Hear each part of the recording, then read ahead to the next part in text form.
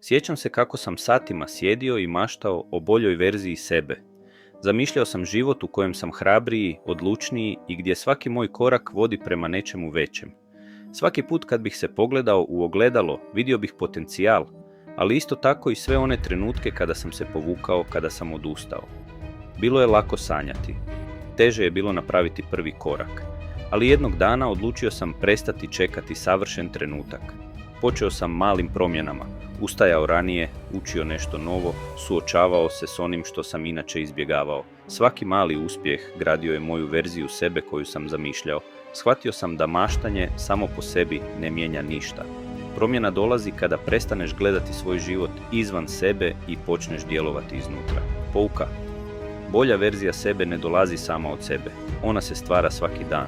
U svakom izboru, svakom malom koraku, svakom trenutku, kada se usudiš biti onaj tko želiš postati,